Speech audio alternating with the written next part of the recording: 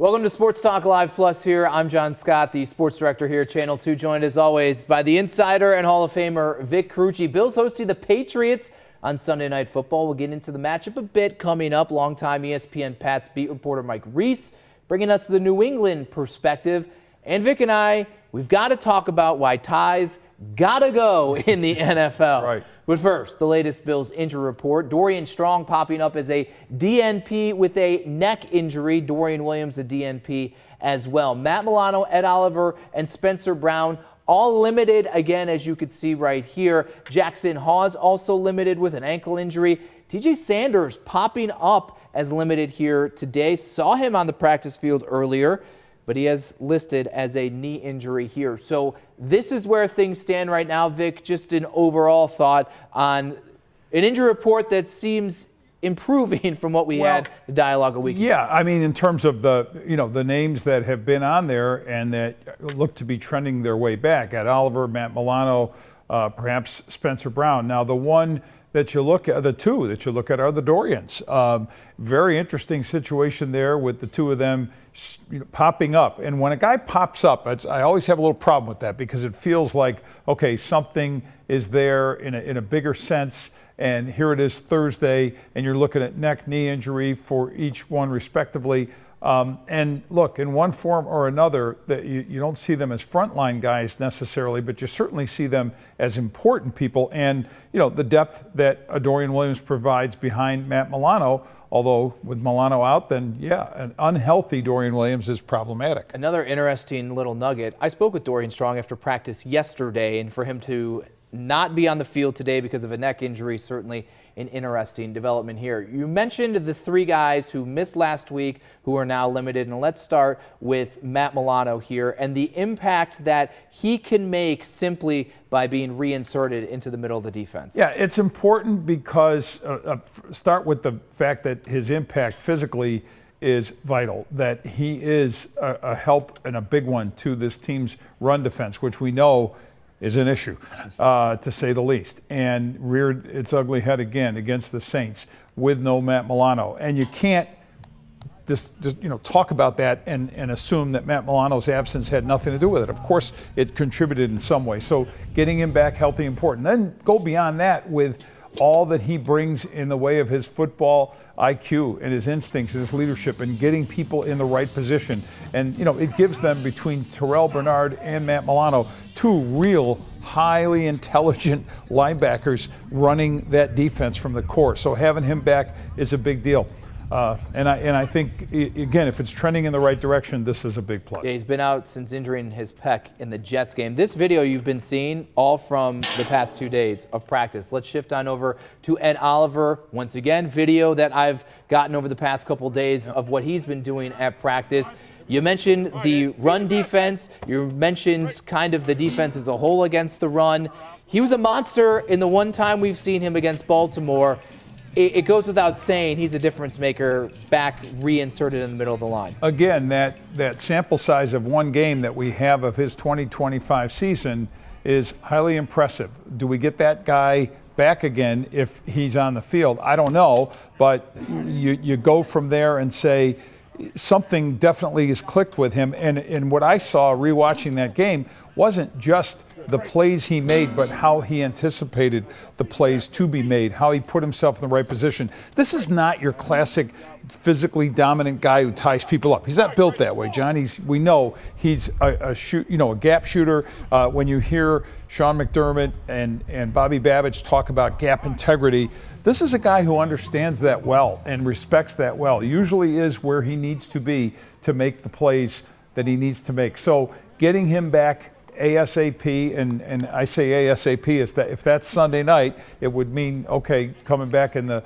fifth game of the season. Well, that you can't wait for that. That's none, better sooner than later. One little thing I noticed while editing this video, you see it right here. He grabs that left ankle, the one that he had stepped on in practice before he does some of this stuff. Just a little thing that I picked up on. And Oliver, maybe he watches this show, Vic. He joked. He said, listen, I promise you I got stepped on in practice. I heard things like I fell off a horse or run over by a horse. But no, he wants to be clear that he when you have to defend while you were hurt, is that a bad thing? Well, moving on. Spencer Brown's return here. I got to say, I think Ryan Vandermark has played well in spurts over his time with the Bills. The New Orleans Saints fill in for Spencer Brown, not his finest moment. We know about the continuity of that unit and how great collectively the Bills' offensive line has been for years now. So getting their right tackle back would be good against a New England defense, especially up front. That's no slouch. Right. This would be vital. And again, a more consistent player than Vandermark. That's why he's a starter. That's why he is being paid and is recognized as one of the better tackles in the league, one of the better right tackles in the league. And I think, the Bills are the continuity that they have on this offensive line. He's a huge part of that. Yes, Vandermark has played enough and has been a part of enough practices, and the way this unit is put together, it does have Aaron Cromer, the O-line coach, I think has these guys all cycling on the same page, but it's a different group when this guy is on the field. Now, I think it's a good time now to revisit the cornerback 2 conversation. Dorian Strong, of course, not practicing today with that neck injury, so maybe this is moot for this weekend's game, but we did see the rookie substituting a little bit for a few series for Tre'Davious White against the Saints. We know Max Hairston eligible to come off of injured reserve now after these 4 weeks, but still working off to the side. Bills choosing not to open his 21-day practice window. But I do ask you, all 3 of these pieces in the mix, the fact that the Bills were willing and interested in getting Dorian Strong extra time with Tre'Davious White fully healthy, what does that say for the now and what does that say for the later with Hairston's return pending at some point here? I think it says a lot. I think it says that this team has, this coaching staff, and then we can extend it to the personnel staff, to Brandon Beane, is setting up the next chapter, whatever that is, for cornerback 2. Look, I don't know that any of us saw Tre'Davious White as anything but a placeholder ultimately for Max Hairston to step in, but that plan was drawn before Hairston's injury in camp. That set things back. That caused this team to kind of have to rethink how it was pushing it, and then White's additional injury crops up. You don't plan on that, but that happens too. He comes back from that, but what we've seen of Tre'Davious White is solid, okay kind of player, not great. They need great. You want great all the time. And what gives them great? I don't know that Dorian Strong necessarily gives them that, but if he's an upgrade on a consistent basis and they're rotating to see how much of a difference there is. This is for in-game, but also post-game analysis review by this coaching staff. Okay, just how much better did things go and the coverages look with a younger athlete in there who doesn't know as much as 27 as Tre'Davious White, but certainly physically can do a better job. Maybe the floor higher with Tre'Davious White, the ceiling higher with Dorian Strong. Yeah. The Bills certainly feeling with Max Hairston fully healthy whenever that is, the ceiling is highest with him on the field. Whoever is out there Sunday night likely going to have to deal with a guy named Stefon Diggs, and he's no stranger to Highmark Stadium, but this is the first time he will be inside that building as an opponent since the Bills traded him about a year and a half ago. Diggs has really spoken glowingly, very well about the fan base, his time here in Buffalo throughout this week, when asked about it a lot over in New England. But how do you feel the Mafia is going to welcome him back to Orchard Park? Oh, with open arms. No, not even close. Look, he wanted out, and that's where it began.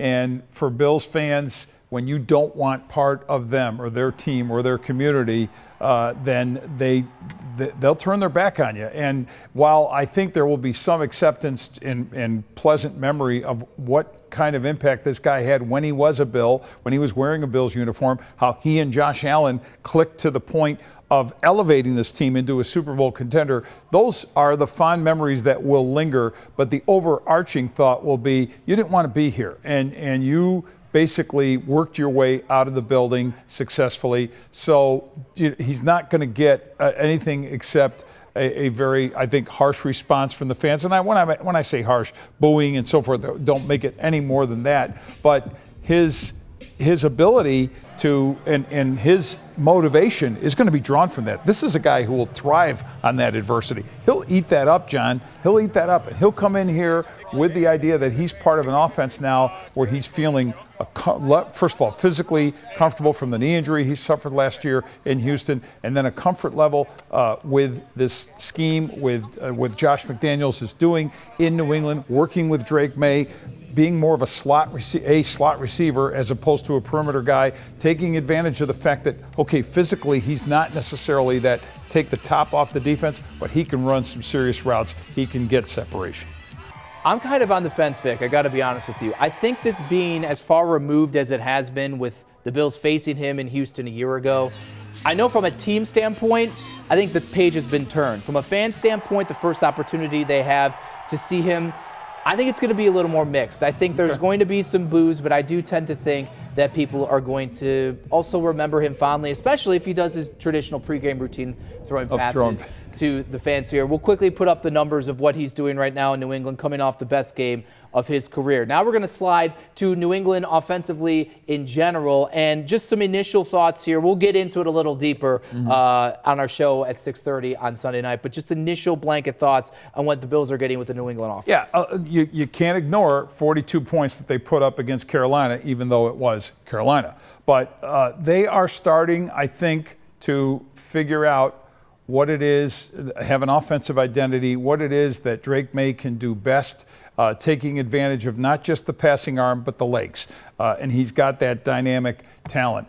And I think it's also about trying to cut down on mistakes. They had the flurry of them in one game where it blew up on them to have all those turnovers, 5 in a game, and then to come back and do what they did against Carolina tells me message received, and the great job that Mike Vrabel, I think, did to kind of turn this team's focus in the right place. So overall, and they run the football well, which I think is also a thing to look at with Buffalo's run defense. And then the question becomes defensively, can they handle the Bills running game? Yeah, let's go to the defensive side of things here, because that's where I think New England's usually known for is their defense. Mike Vrabel doing it a little bit differently here, but they're still good, especially against the run. Yeah, and again, we've seen as hot a hand as you can have with James Cook, and 3 games in a row where he has been, where the Bills offense has run through him. He gets obviously Offensive Player of the Week for his efforts against the Saints.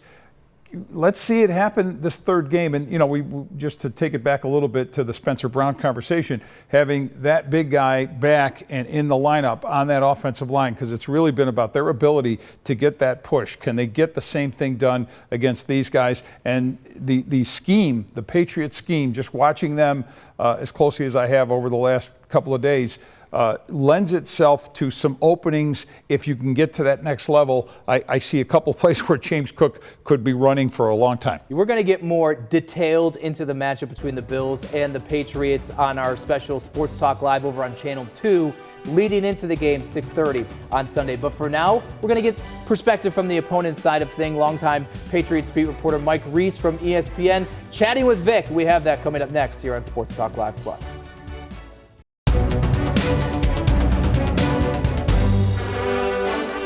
Welcome back here to Sports Talk Live Plus. Time to get into the matchup between the Bills and Patriots from the perspective of the opponent this week. Vic catching up with ESPN's Mike Reese. Fantastic stuff from Mike. Well, I'll tell you what, Mike has done a fantastic job through the years, Boston Globe, now with ESPN, and I don't know that there is a sharper mind covering that Patriot team than this guy's. Drake May's performance, impressive as both a thrower and a runner.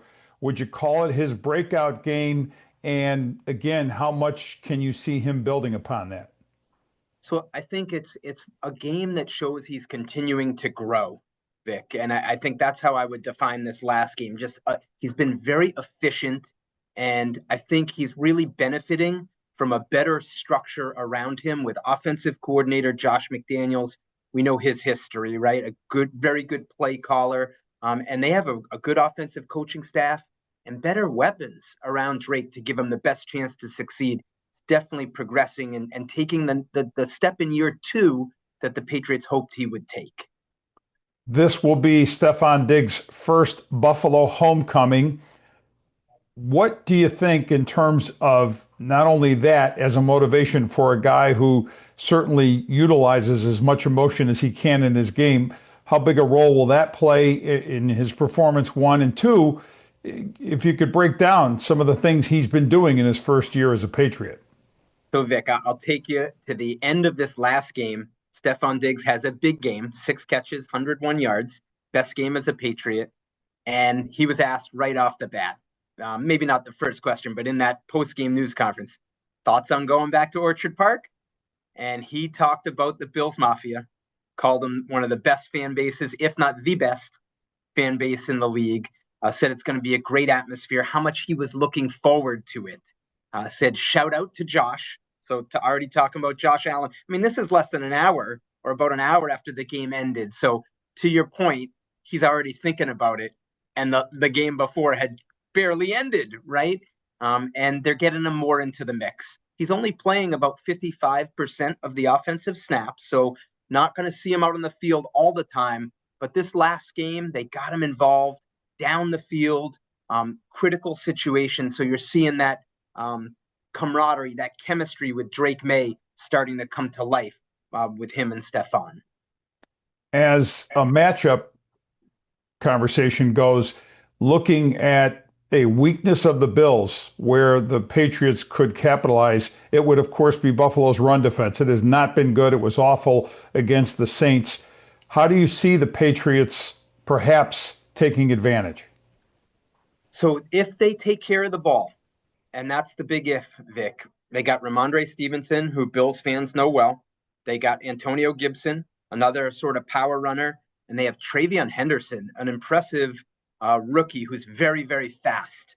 So I think if they can mix those three in there behind an offensive line that's coming together with, that's the formula. But that week 3 game against the Steelers, Ramondre Stevenson lost 2 fumbles. Antonio Gibson lost 1 fumble. So I would imagine the Bills defenses watch the film and they're going to be like sharks in the water going after that ball. So I think that'll be a key. And from the standpoint of dealing with what Buffalo has been doing offensively, the balance being there with James Cook, of course, having 3 consecutive 100-yard rushing games, Josh Allen generally being Josh Allen, but not having to be the focal point of the offense. Give me a sense of the Patriot defense dealing with that. So to me, that's the key of the game from a Patriots standpoint, Vic. Can they defend the run when they're in their nickel defense? So a lighter box. This is a different type of Patriots defense than I think Bills fans are going to be used to seeing. It's not the old Bill Belichick, big, stout guys up front, control the line of scrimmage. They're more of a faster, stunting, penetrating defense. And at times, like the edges have been soft, so they've been vulnerable on the edge, not always filling the gaps. So I think if the Patriots can defend the run, gives them a chance to spring the upset. But I haven't seen that consistently through the first 4 games. All right, Mike Reese from ESPN. And the thing that struck me, what we just talked about at the end there, that it's a different kind of defense that we're used to seeing from the Patriots. This lighter box, as he's saying, fewer people between the tackles defensively.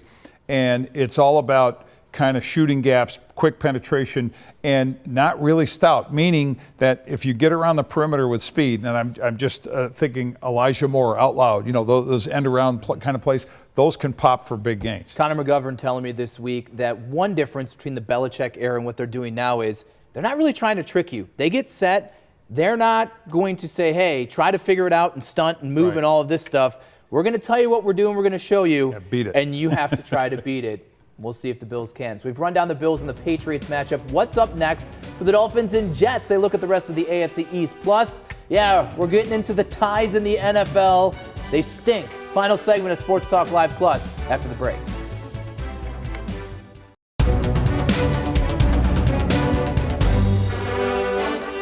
Welcome back to Sports Talk Live Plus. Half the AFC East we know will be inside Highmark Stadium for Sunday Night Football. Time to see what the rest of the division has here on tap in Week 5. And we got the Dolphins at the Panthers, battle of 1 and 3. Cowboys going to the Jets, who are still winless here. What stands out for what the Dolphins and Jets have here? Well, you got to start the Dolphin conversation, of course, with that gruesome injury that Tyreek Hill suffered. I mean, just ugly to watch, and you do feel bad. I mean, this guy's game is speed, and to have that much damage to a leg, to a knee, is you just wonder where it goes. And you also saw them, were they finally getting a little bit of traction? Mm-hmm. I mean, was it coming together? And Darren Waller in that offense getting the 2 touchdowns. Panthers, I just don't have any. They just got smoked by New England. They got that smoked tells you all you need to know. By New England. Again, I'm not a big, I don't have big thoughts that Tua Tagovailoa is going to do great things. But I do think the Dolphins probably, even without Tyreek Hill, have enough to win that game. Yeah, and the Jets offense has their issues, but the Cowboys defense, if you can't put up points and yards against them, then you are the worst offense that could possibly be put together here. Yeah. Jets, I think, are sneaky, have the possibility to grab their first win. You're right. That's what this feels like, kind of a sneaky sort of thing. And is Justin Fields, is it going to come together for him? He had a sick run in that last game, right, against the Dolphins. Even in the losing effort, I mean, it was spectacular the way he wheeled around literally from one side of the field. It was very Josh Allen-like in many ways. But I think more of that, more of them kind of maybe gaining some traction under Aaron Glenn, and then finally putting an end to that losing streak. Now you see that one at the end of the Cowboys record. That's because Packers and Cowboys, a sensationally entertaining football game, Sunday Night Football a week ago, ends in a 40-40 tie. We were going to try to get to it on the Monday show, but Vic, the floor is yours. Your thoughts on ties in the National Football League? Yeah, I hate them. And I hate the fact that there are different rules for them in the postseason because you've got to advance a winner. I know why they're in place in the regular season because of TV windows. You don't want games overlapping from the 1 o'clock window to the 4 or the 4 to the Sunday night game. But I hate them. I figure it out. I don't know how, but college rules. Just go to the college rules. Who doesn't? And even the college game with the 2-point conversions, because they kept dragging on. UB had a 7 overtime game just a few years ago. Even they're like, hey, after 2, you got to go for 2-point conversions here to speed up the process here. But college, just have them play first and goal and whatever. 80 points in dissatisfaction. That just doesn't add up, right? You're seeing. I mean, it's not. It's just not right. I know player safety is always going to be the conversation. You don't want them on the field too long. But guess what? You played to a winner. You got to get a winner. 100%. All right, hopefully this Sunday Night Football game doesn't end in a tie. Here's our slate of coverage here. Regular coverage at 6 o'clock, special Sports Talk Live at 6:30. You got the Football Night in America at 8:20 kickoff between the Bills and Patriots. And then make sure you stay on Channel 2 after the game. Vic and I will be out there to give our perspective with post-game reaction. Sean McDermott, Josh Allen as well. So a full day ahead on Channel 2 for the Bills and Patriots on Sunday Night Football. Again, we'll really dive a little deeper into the matchup in that 6:30 Sports Talk Live. But that'll do it for right now. Ties and all. No ties in this one. Yeah. With Vic, I'm John. Have a good night.